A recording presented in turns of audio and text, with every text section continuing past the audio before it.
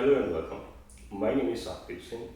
Adopt Unity Not Uniformity project was started by me and it was approved by National Society of Leadership and Success. I'm very thankful to them, to the whole staff who provided me insights and guide how to lead that project, how to run that project. When I think to start this project and discuss with the NSLS, then they told me it's a very good project and can make a long impact on the society and community. In Adopt Uniformity and Adopt Unity, initially I was thinking the communities are diverse and we need to employ inclusivity, we need to be diverse, we need to be thinking diversely and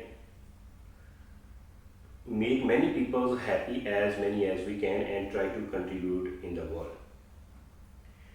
As we dig more in the research and go beyond our thinking, apply reflections, and then we set the goal that Adopt Unity Not Uniformity project respect each culture or every culture, belief, religion, history, historical places, but it also applies on ourselves.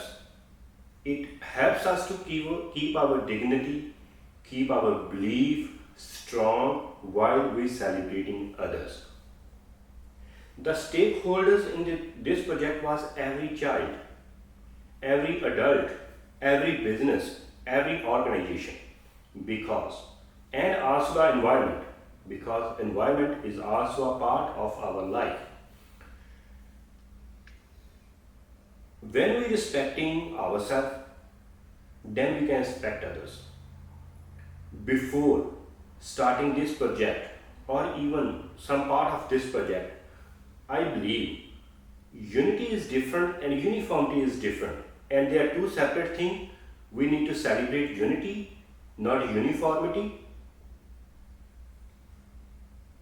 But when we read the very strong philosophers like Confucius, Aristotle, uh, poet Santokh Singh, who also called Chudamani Kavi, uh, Bhai Ratan Singh Pangu, Professor Puran Singh, Bhai Veer Singh, then we feel the unity cannot be celebrated without uniformity. For examples, I believe when we live in the US, I live in the US, California, and there are many laws, like there is a one UCC law, just a part of that example. UCC law tells us Uniform Commercial Code. Uniform Commercial Code means there is a law that make an impact on the maximum or greatest number of the people, and that is good for the greatest number of people. But that law need to be uniform, but need to adopt it unitely. Means everyone need to follow that, doesn't matter they accept or not, because it is good for the greatest number of people. The second thing that I feel was a minority and majority. Many times we heard that names minority, majority.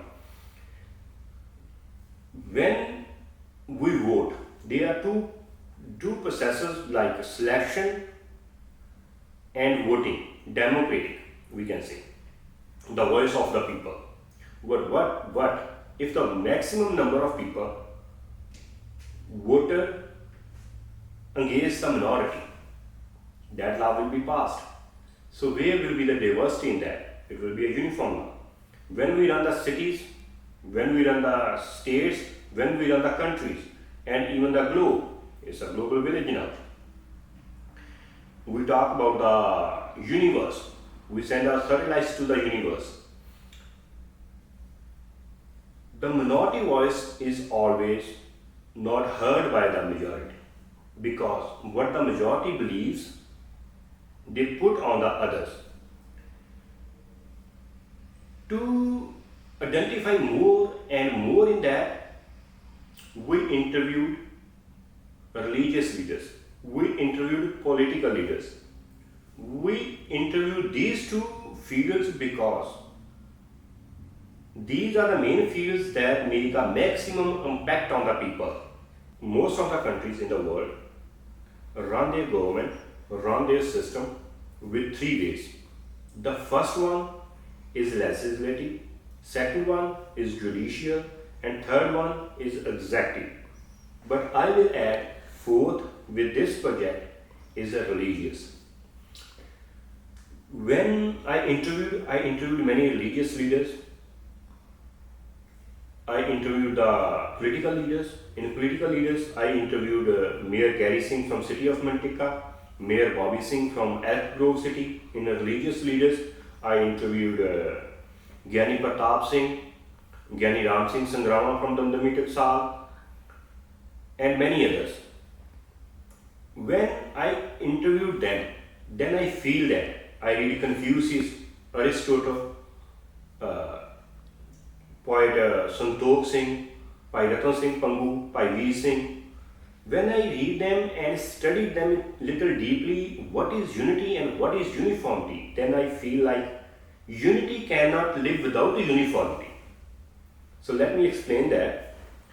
Unity cannot live without uniformity because if we don't respect our uniform ideas, our uniform ideology, our uniform belief, then how can we celebrate others?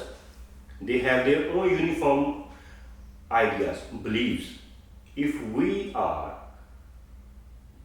believing in ourselves, we have a confidence, then the other ones have confidence, we need to respect them. That's a unity.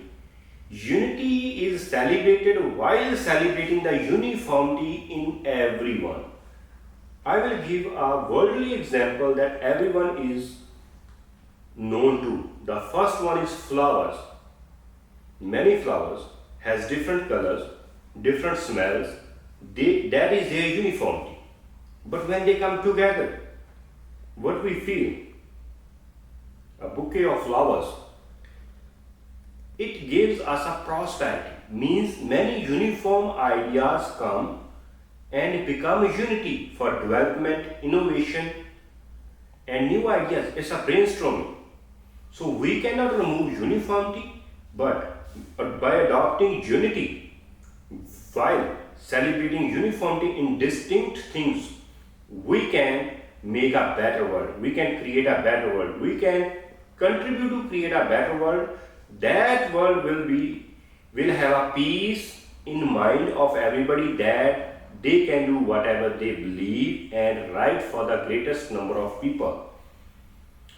I am very thankful to NSLS, National Society of Leadership and Success, that gave me a permission to run that project. Hopefully we will implement that soon in the world. Second, I am very thankful to Ranjit Nagara and Sikh Reference Library. Thank you very much everyone, all volunteers who participated in this project. Thank you.